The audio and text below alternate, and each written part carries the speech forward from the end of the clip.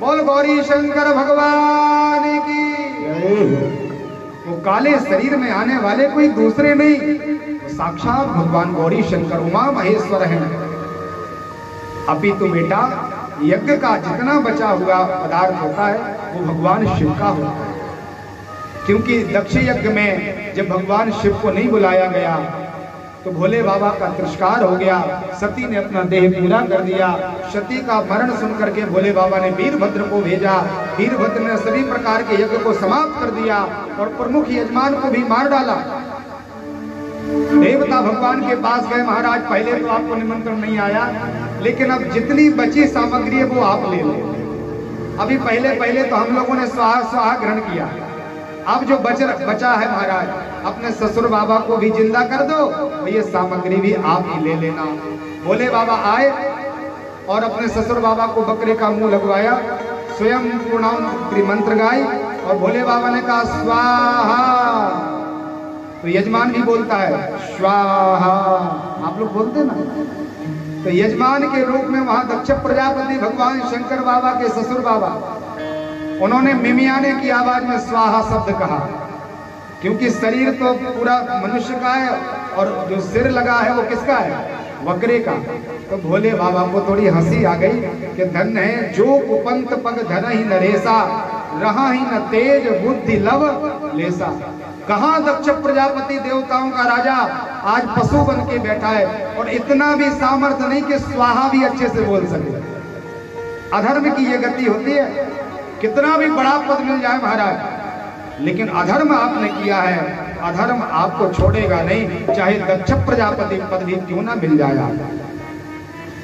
कहा महाराज वो शंकर बाबा आए हैं, उनको प्रणाम करो। महात्मा नाभाग सुंदर अभिषेक की तैयारी करके भोले बाबा को मनाने लगे। नमस्ते रुद्रमन्यवतो दैघवे नमः। महाराज जी विराजे, बड़ा सुंदर उन्होंने रुद्र सूक्त का पाठ किया, भोले बाबा को प्रसन्न किया।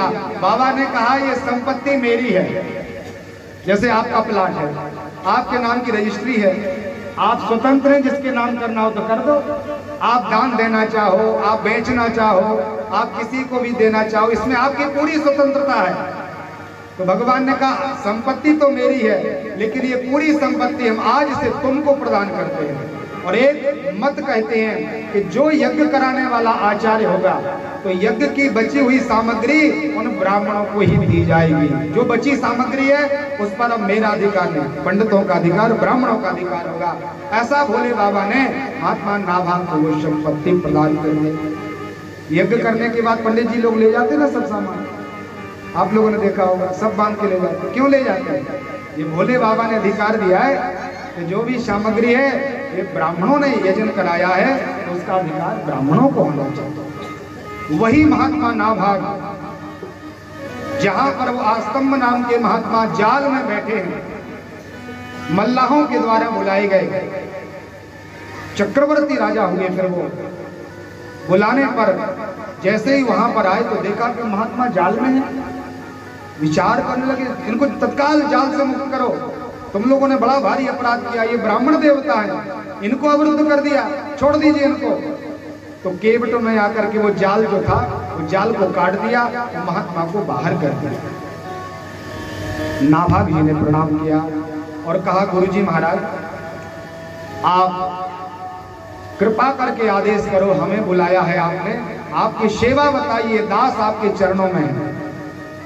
महात्मा नाभाग के वचनों को सुनकर के ऋषि ने कहा कि देखो इन मल्लाहों ने परिश्रम किया है, यदि इनको मछली मिलती तो ये बेचते और अपना जीवन निकालते, इसलिए ऐसा करो हमारा जो भी मूल्य अच्छा लगे तुम इनको दे दो। अब राजा भी चक्कर में पड़ गया, बोले महात्मा का मूल्य क्या दे दें? तो इनको मन में आया कि पंडित जी का मूल्य अब ऐसा करें 1 लाख स्वर्ण मुद्रिकाएं दे दें।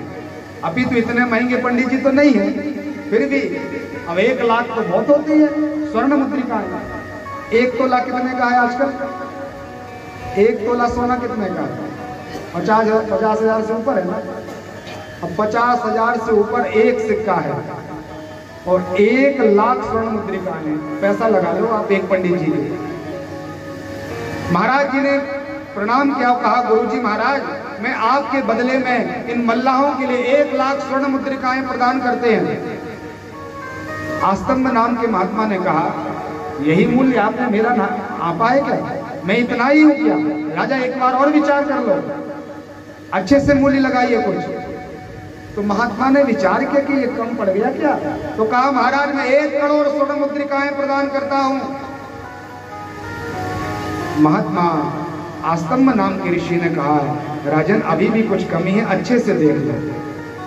तो भागवत जी क्षमा करें, यहाँ नर्मदा पुराण रेवा खंड में लिखा है कि यहाँ महात्मा नाभाग ने पहले आधा राज्य देने का संकल्प किया और फिर पूरा राज्य देने का संकल्प किया। महाराज आपके बदले में अपना पूरा राज्य देता हूं।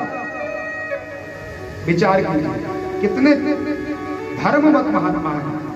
तो आस्तंभ नाम के पंडित जी ने कहा कि महाराज अभी भी हमारा मूल्य नहीं हुआ, आप संतों से मंत्रणा कर लो, आप पंडित जी लोगों से बात कर लो, जो महात्मा लोग हैं वो जो कहें वो उचित कार्य होगा। अभी आपकी कुछ कमी सी लग रही है। अब विचार कर लीजिए, पूरा चक्रवर्ती पद का राज्य सौंपने के लिए तैयार है। तो महात्माओं को बुलाया गया, बड़े बड़े महात्मा आए। यहाँ पर महात्मा मार्कंडेय ऋषि युधिष्ठिर जी के लिए कथा सुना रहे। वो बता रहे कि लोमश ऋषि को प्रणाम किया। लोमश ऋषि त्रिकालज्ञ महात्मा है, रामायण में बड़ा सुंदर उनका आख्यान आप लोग पढ़ते होंगे। लोमश ऋषि के चरणों में प्रणाम किया और कहा, महाराज आप ही निर्णय ले दो, हमें क्या मूल्य लगाना चाहिए। तो महात्मा लोमश ऋषि ने कहा, इतनी छोटी सी बात पर इतना परेशान हो रहे? बोले महाराज धर्म संकट है, क्या करें? बोले ऐसा करो, एक सुंदर पयश्वनी सबत्साहा, जिसका बछड़ा हो, जो दूध देती हो, जो दुधारू गाय हो, वो लाइए और कहिए महाराज मैं आपके लिए ये गाय प्रदान करता हूं। विचार करिए, तो एक गाय के बदले में महात्मा आस्तंभ ऋषि प्रसन्न हो गए। बोले महाराज अब आपने बड़ा सुंदर मूल्य लगाया।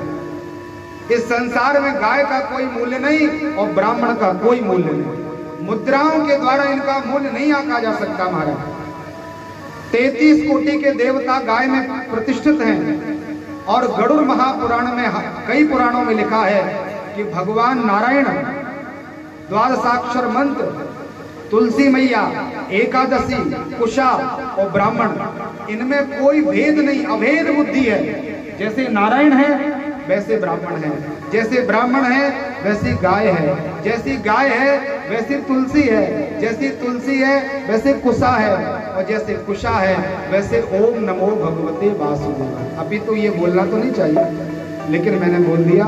ये मंत्र और भगवान नारायण बराबर है। इसलिए महाराज अब आपने सुंदर हमारा ये मूल्य लगाया।